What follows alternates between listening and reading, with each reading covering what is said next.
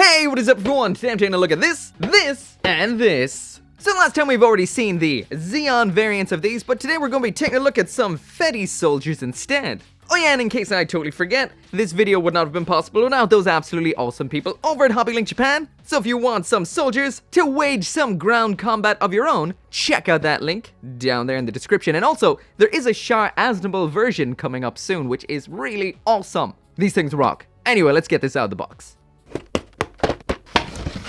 So this right here is what the inner packaging looks like, just in case you're curious. So once we bust open the box, there's absolutely everything we get with the first Federation soldier. We've got some wearables, including a harness, belt, and this rain poncho, which reminds me a little bit of the intro from 8th MS team.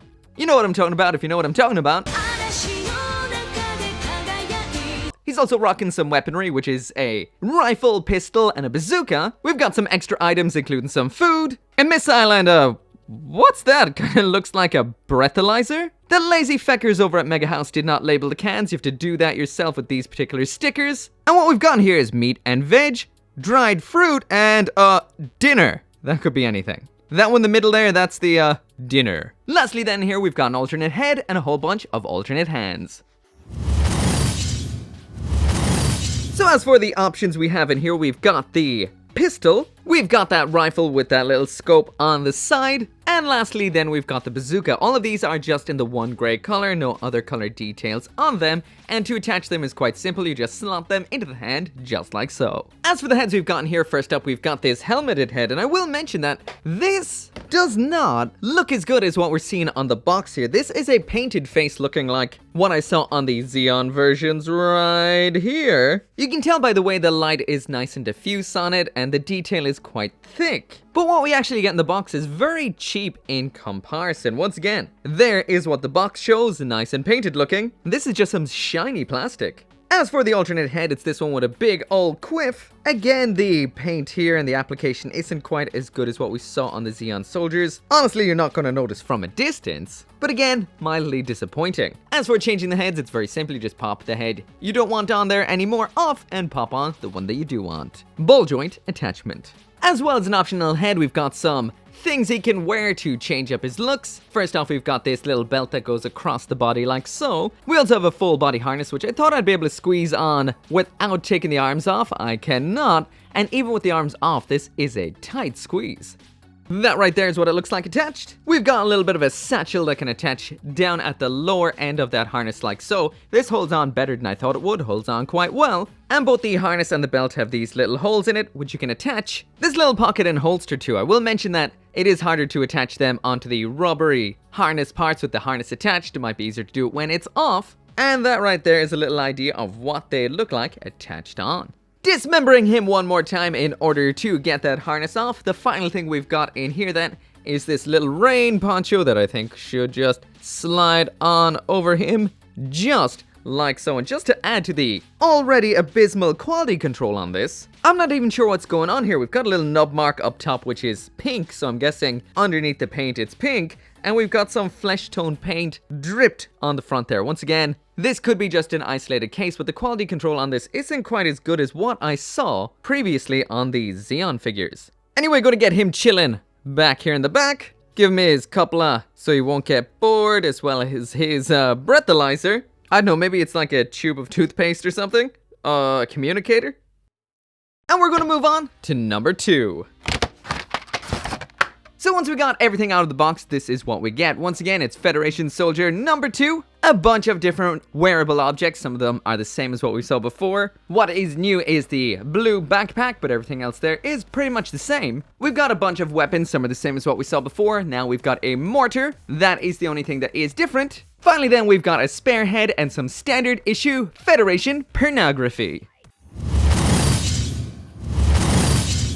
As for the new weapon we have in here, that is just the mortar. And once again, I have to say the quality control is a little sketch on this because we do have that little rough cut up on the top there. Again, not the worst, but still, would expect a little bit better. There's actually nothing on the box or the instructions on how to use the mortar, so I assume you just slap him down beside it like this, and he's getting ready to pop one off, I guess.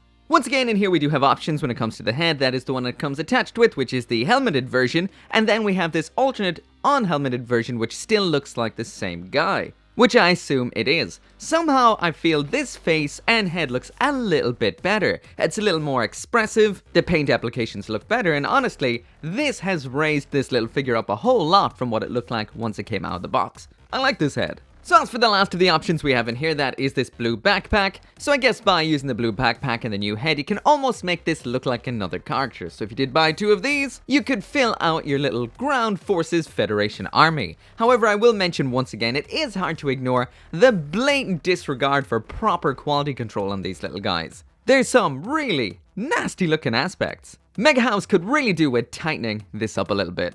Anyway, let's continue to build this little camp over here. So finally on to Earth Federation Soldier number 3.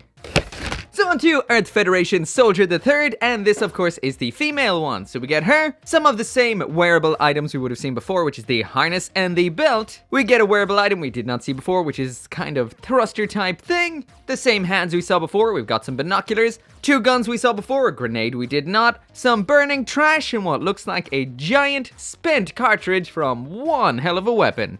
Anyway, let's check them out. So anyway, onto that full 360 spin, and pretty much the same as we've seen with the last 2 dudes that came from this little batch of soldiers, but there is one thing I noticed right away with this particular one compared to the other 2. This has an actually painted face. It's not just bare plastic like the last couple of guys, so she looks, well, a little less unhealthy than those 2 dudes, but still at the same time, the paint apps up on the face could be a little bit better. Once again, looking a little bit cross-eyed, a little bit funky. It is small, by the way, so these things do happen. But we do have a lot of quality control issues here and there as well, including a big old snippy knob mark under her right arm, which once again is a little bit ridiculous. So once again in here we've got a choice of optional wearables as well as head, so that's what she looks like out of box. And that's what she looks like, ready to defend her home planet against those filthy invading Zeeks. So once again, this looks pretty cool, but there is some quality control issues once again all over the place, which is a big letdown. Like I've mentioned already before, these are very small, so you're not really going to notice this from any kind of distance, but if you are a bit of a perfectionist and you expect the best from your Japanese figures like you should, this doesn't necessarily deliver the quality we'd expect. There are some aspects like the way that some hard parts like the backpack here do affix onto what is essentially just a rubber harness, so it means when you're posing it and stuff, most of the time it'll hold on, but over time it will just like wiggle and fall off like that. Not really that big of a deal most of the time, but sometimes it can get a little annoying. So I guess it's about time we add her to our camp over here. We've got her little fire. Keep everybody warm, watch your head there. We've got that big old spent cartridge, not sure what that would be from. On the instructions it shows them keeping a can up top. And as far as I know, you can't do much with the binoculars besides just drop them like that, because I don't think there's a holding hand in here. But anyway, there's all 3 of those Federation soldiers chilling around a camp waiting for dawn and those Zeeks to arrive, and wait, here they are.